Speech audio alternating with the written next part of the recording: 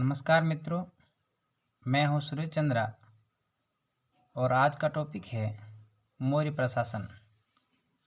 मौर्य काल में भारत ने पहली बार केंद्रीकृत शासन व्यवस्था की स्थापना हुई। सत्ता का केंद्रीकरण राजा में होते हुए भी वह निरंकुश नहीं होता था। कौटिल्य ने राज्य के 7 अंग निर्दिष्ट किए हैं, यानी कौटिल्य के सप्तांग सिद्धांत पर आधारित था राज्य व्यवस्था।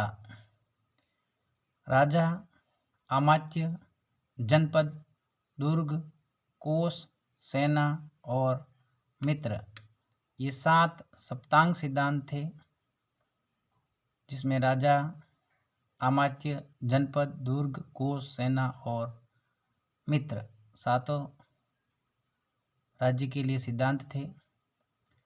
राजा द्वारा मुख्यमंत्री व पुरोहित की नियुक्ति उसके चरित्र की भली भांति जांच के बाद की जाती थी।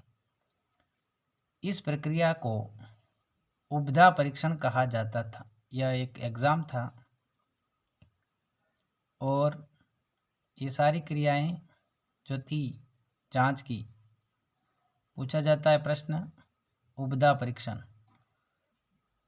ये लोग मंत्रिमंडल के अंतरंग सदस्य थे।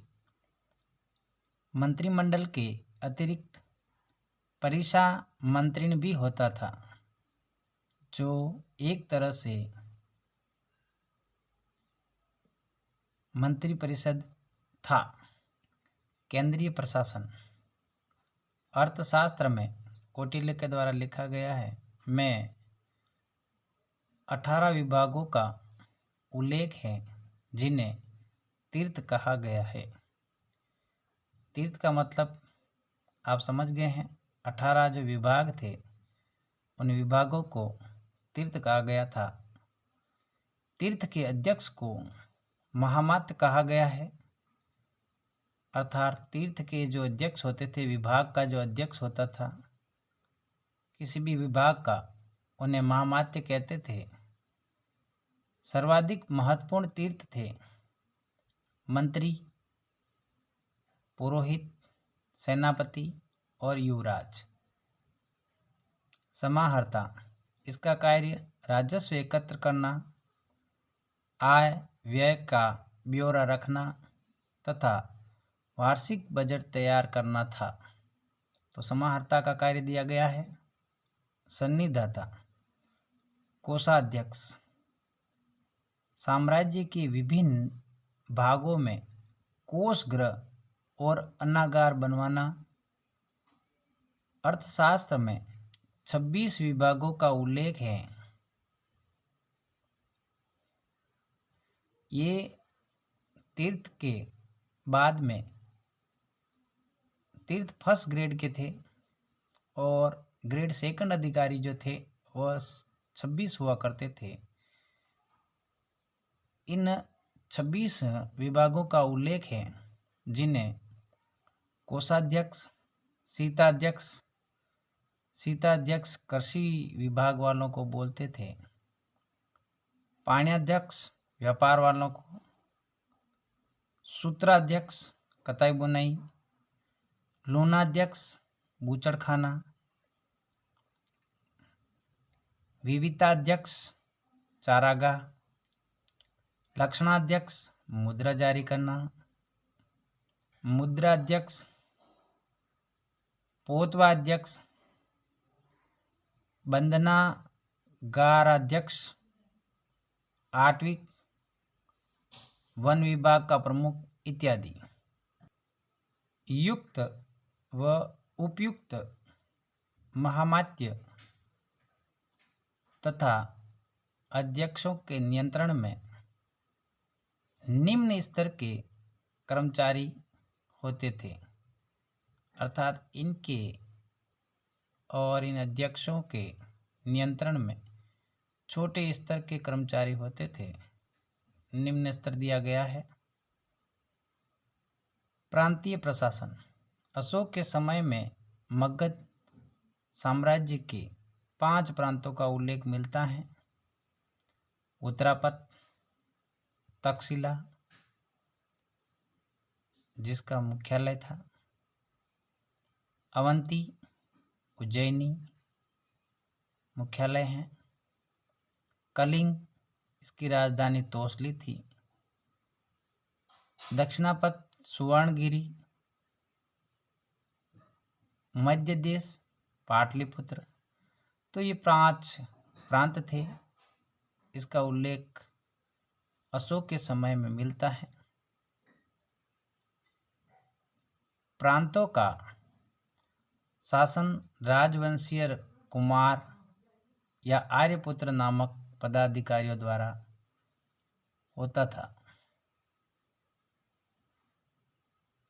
प्रांत विषयों में विभक्त थे जो विषयापतियों के अधीन होते थे। प्रांत जो थे यानी राष्ट्र जो था इन प्रांतों से मिलके बना था। प्रांत जो थे वह विषयों में विभक्त थे यानी जिलों में विभक्त थे जो विषयपतियों के अधीन होते थे। विषयपति होता था यहाँ पर, उनके अधीन होते थे। जिले का प्रशासनिक अधिकारी स्थानिक होता था।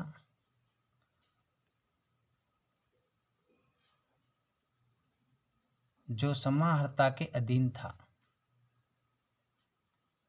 स्थानिक का ऊपर का अधिकारी समाहर्ता होता था। प्रशासन की सबसे छोटी इकाई का मुखिया गोप था। बड़ी इम्पोर्टेंट बात है। सबसे छोटी इकाई जो थी प्रशासन की और 10 गांवों की होती थी और 10 गांवों से लगभग मिलके बनती थी और उसका जो मुखिया होता था वह गोप कहलाता था, जो 10 गांवों का शासन संभालता था। समाहर्ता के अधीन प्रदेष्टि नामक अधिकारी होता था। ये भी ध्यान रखने वाली बात है। प्रदेष्टि समाहर्ता के अधीन होता था। यह अधिकारी जो स्थानिक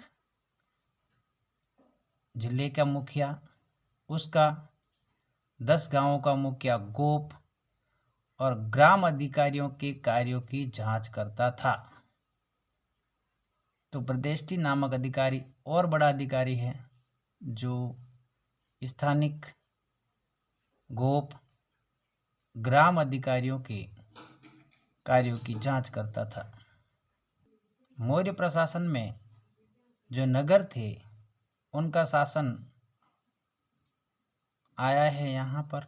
नगरों में शासन किस प्रकार था तो देखिए, नगर प्रशासन मेगास्थनीज के अनुसार नगर का शासन प्रबंध 30 सदस्यों का एक मंडल करता था। 6 समितियों में विभक्त था। प्रथम समिति उद्योग शिल्पों का निरीक्षण करती थी। ये समितियां बड़ी महत्वपूर्ण है। नगर प्रशासन के लिए 6 समितियां बनी हुई थी और प्रत्येक समिति में 5 सदस्य थे। तो ये सदस्य क्या करते थे? पहली समिति का काम क्या था? उद्योग शिल्पों का निरीक्षण करता।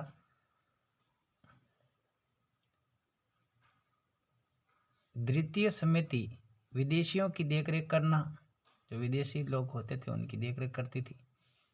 तृतीय समिति जन्म मरण का लेखा जोखा करना, यानी जन्म मरण वाले का लेखा जोखा रखती थी यह। चतुर्थ समिति व्यापार वाणिज्य देखना।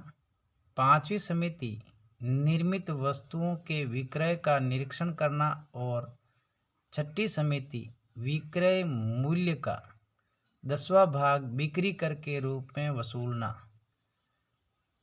किसी भी तरह से प्रश्न दिया जा सकता है, ध्यान रखें। मिलान की तरफ से या कथन सत्य है असत्य की तरफ से प्रश्न आ सकता है। 5वीं समिति निर्मित वस्तुओं के विक्रय का निरीक्षण करना, यानी जो वस्तुएं बनती थी उनका निरीक्षण करना, और छठी समिति जो है वो विक्रय मूल्य का 10वां भाग बिक्री कर के रूप में वसूलती थी। यानी छठी समिति का काम बिक्री कर वसूलना था। प्रत्येक समिति में 5 सदस्य होते थे। सैन्य व्यवस्था। सेना के संगठन हेतु पृथक सैन्य विभाग था जो 6 समितियों में विभक्त था। यानी सेना का जो विभाग था वो भी 6 समितियों में विभक्त था। प्रत्येक समिति में 5 सदस्य होते थे। यानी सेना में भी 5 सदस्यीय समितियां जो थी, और वो 6 समिति थी, इस तरह से 30 सदस्य उसमें भी थे। ये समितियां सेना के 5 विभागों की देखरेख करती थी। ये 5 विभाग थे: पैदल, अश्व, हाथी, रथ तथा नौसेना। 1 2 3 4 5, पांचों विभागों के लिए 6 समितियां थी। सैनिक प्रबंधन की देखरेख करने वाला अधिकारी अंतपाल कहलाता था। ध्यान रखें, सैनिक प्रबंधन वाला जो अधिकारी होता था, जिसकी देखरेख करता था, अंतपाल कहलाता था। सीमांत क्षेत्रों का व्यवस्थापक भी अंतपाल होता था। यानी बॉर्डर लाइन वाले क्षेत्रों में व्यवस्था काम यही करता था, अंतपाल। मैगस्थनीज जो है, इंडिका के अनुसार, इसकी पुस्तक है मैगस्थनीज की, के अनुसार चंद्रगुप्त मौर्य के पास 6 लाख पैदल, 50,000 अश्वारोही, 9,000 हाथी और 800 रथों से सुसज्जित विराट सेना थी। मैगस्थनीज जो है वो बताता है कि चंद्रगुप्त मौर्य जो था उसकी सेना इस तरह की थी। तो आप ध्यान रखें, बहुत बड़ी सेना थी चंद्रगुप्त के पास में।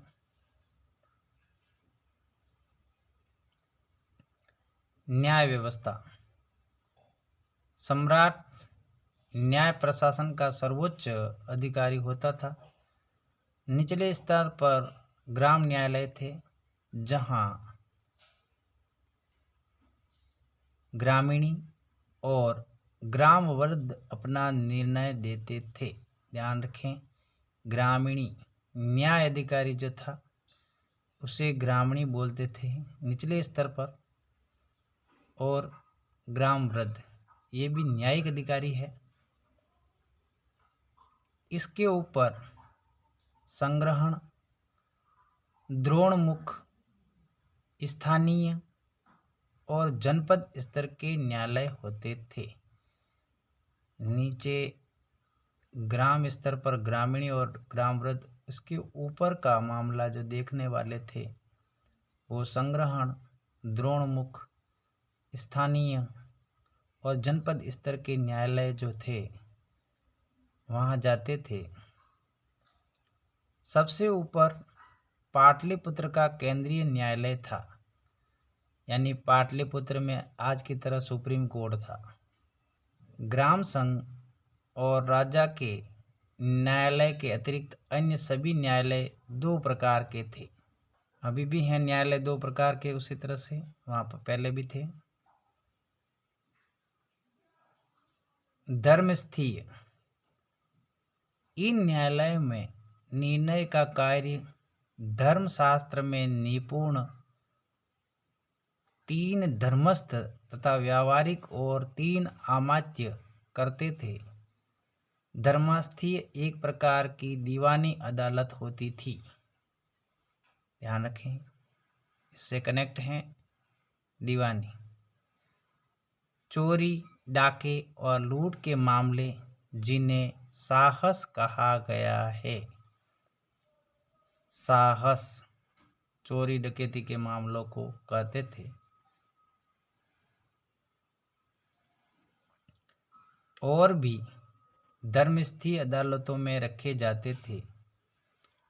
कुवचन, गलत बोलना, गाली गलौज करना, मानहानि, मारपीट के मामले में भी धर्मस्थीय न्यायालय में ही लाए जाते थे, जिन्हें वाक पारुष्य, दंड पारुष्य कहा गया है। दूसरी तरह की अदालत है कंटक शोधन। ये फौजदारी अदालतें थी। 3 प्रदेष्टि, हमने पहले पढ़ा था, प्रदेष्टि अधिकारी तथा 3 अमात्य मिलकर राज्य तथा व्यक्ति के मध्य विवादों का निर्णय करते थे।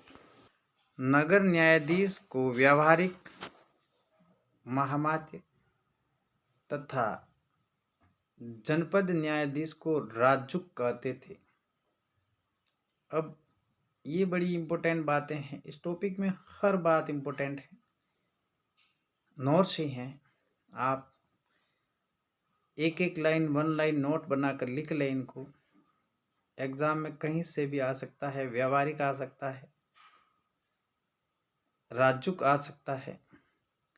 राजुक का मतलब जनपद का न्यायाधीश जो है उसे राजुक बोलते थे, और नगर न्यायाधीश को व्यावहारिक बोलते थे। ध्यान रखें, पूरे जनपद का जो न्यायाधीश है राजुक कहलाता था, और नगर में, किसी नगर विशेष में जो होता था न्यायाधीश, उसे व्यावहारिक महामात्य कहते थे। चाणक्य के अनुसार कानून के 4 मुख्य अंग हैं: धर्म, व्यवहार, चरित्र और शासन। ये कानून के अंग हैं। मौर्यकालीन समाज, कौटिल्य का अर्थशास्त्र, मैगस्थनीज की इंडिका तथा अशोक के अभिलेखों से मौर्य काल की सामाजिक व्यवस्था की जानकारी मिलती है। इंडिका से अच्छी जानकारी मिलती है, और कौटिल्य के अर्थशास्त्र से, आचार्य चाणक्य के अर्थशास्त्र से भी मौर्य प्रशासन के सामाजिक व्यवस्था की जानकारी मिलती है। कौटिल्य ने वर्णाश्रम व्यवस्था को सामाजिक संगठन का आधार माना है। अलग अलग वर्णों का काम। कौटिल्य ने 4 वर्णों के व्यवसाय भी निर्धारित किए हैं। 4 वर्णों के व्यवसाय निर्धारित किए हैं। 4 वर्णों के अतिरिक्त कौटिल्य ने अन्य जातियों जैसे निषाद, पार्श्व, रथकार, छता, विदेहक, सूत, चांडाल आदि का उल्लेख भी किया है। मैगस्थनीज की इंडिका में भारतीय समाज का वर्गीकरण 7 जातियों में किया है। मैगस्थनीज की इंडिका में 7 जातियों में किया है: दार्शनिक, किसान, पशुपालक व शिकारी, कारीगर या शिल्पी, सैनिक, निरीक्षक, सभासद तथा अन्य शासक वर्ग। मैगस्थनीज ने अपने वर्गीकरण में जाति, वर्ण और व्यवसाय के अंतर को भुला दिया है। मौर्य काल में स्त्रियों की स्थिति को अधिक उन्नत नहीं कहा जा सकता, फिर भी स्मृति काल की अपेक्षा वे अधिक अच्छी स्थिति में थी तथा उन्हें पुनः विवाह व नियोग की अनुमति थी। यहाँ हम बता दूं कि इंडिका के अनुसार दास प्रथा भी विद्यमान नहीं थी, किंतु कौटिल्य के अनुसार दासों का प्रकार 9 प्रकार का था। और ध्यान देने वाली बात है कि मौर्यकालीन अर्थव्यवस्था का प्रमुख आधार व्यापार और वाणिज्य है, और उस समय प्रमुख बंदरगाह ताम्रलिपि जिसे पूर्वी बंगाल में था, तथा दूसरा भृगु कच्छ जो गुजरात में पड़ता था। इसी तरह से व्यापारिक मार्ग जो थे, उत्तरापथ था जो ताम्रलिपि से पुष्प कलावती पेशावर तक जाता था, और दूसरा दक्षिणापथ था पैठन और प्रतिष्ठान से जो महाराष्ट्र में पड़ता है से श्रावस्ती तक जाता था। तो ये भी आप ध्यान रखें। तो मित्रों, आज की वीडियो में इतना ही। मिलते हैं अगले वीडियो में एक नए टॉपिक के साथ। जय हिंद, जय भारत।